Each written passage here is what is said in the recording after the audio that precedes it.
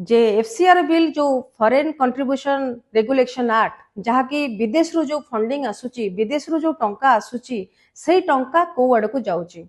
को एनजीओ संस्था को जाउची केते परिमाण रे टंका आसुची को ऑर्गेनाइजेशन को जाउची कुआडे कुआडे टंका खर्च होउची सरकारंकर कहिबा कथा जे एफसीआर संशोधन बिल आनिबा द्वारा अनेक किछि परिवर्तन आसीबो अनेक किछि राज्य विरोधी काम देश विरोधी कार्य जो होची सेटा बंद करा जाय परिबो धर्मांतरीकरण को ताकू मध्ये बंद करा जाय परिबो एवं हिंदू को ख्रिस्टियन धर्म रे कन्वर्ट करिया पई जो चेष्टा करा जाउची जहा कि सरकारंकर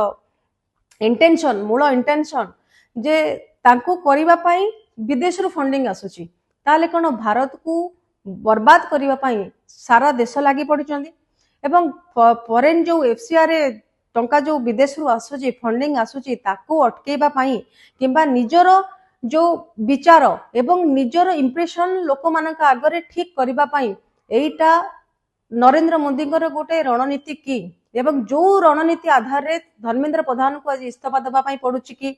ता परवर्ती समय आमे होते जानि परिबा धर्मेंद्र प्रधान कौन हबो कारण अनेक कथा कुआ जाउची धर्मेंद्र प्रधान जेहेतु गोटे केंद्र मंत्री थिले एवं गोटे पावरफुल पोजिशन ने थिले से कौन सी दल रे छोट मोट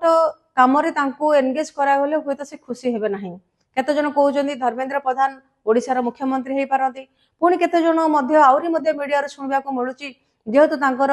प्रेसिडेंट पार्टी प्रेसिडेंट मनमोहन सामल सहित भल नाही मोहन माझी सहित भल नाही तेणु सेमाने मध्ये तांको करे देबे नहीं आउरी केते मीडिया रे कथा आसुची धर्मेंद्र प्रधानकर कैरियर मध्ये शेष होईची किंतु एई जो एफसीआर बिल संशोधन बिल को नहीं कि जो कहूँ या संपर्क में कौन सी भाव में एपर्यंत स्पष्ट कथा आसी ना कि सरकार कहना कौन सी नेता कहना किंतु किसी आंचलिक मीडिया तेलुगु मीडिया एटा को अनेक समय कथा कहूँ एफसीआर बिल 2026 सरकार आनिबा पाई निजर निर्मल भावमूर्ति को रखिबा पाई कारण जदि एफसीआर बिल आनिबा पूर्व ये सब घटना घटिबो जदि ताको सरकार को अनेक किसी प्रश्नर आंसर दबा पाई पड़िबो जेतेबेले प्रधान को बदल रे आउ जो मंत्री आसीबे सेतेबेले से विवादता आ उठिबो नाही धर्मेंद्र प्रधान को इस्तीफा दे देले लोक मानक मन रे गोटे शांति आसीबो जे सरकार गोटे माने पदक्षेप नेले एवं जा फल कि 2026 एफसीआर बिल सहज रे आना जाय परिबो आशा करछु हम निहाती भाबरे समय को अपेक्षा करबा जे आगामी दिन रे कोन होबो ए एफसीआर बिल पई धर्मेंद्र प्रधान इस्तीफा होईची ना प्रकृत रे जेनजी आंदोलन राजरास्ता रे बसिचंदी एवं तांकर छात्र आंदोलन जहाँकि आम समस्ते जानिचंदी धर्मेंद्र प्रधान इस्तीफा होची केवल छात्र समाज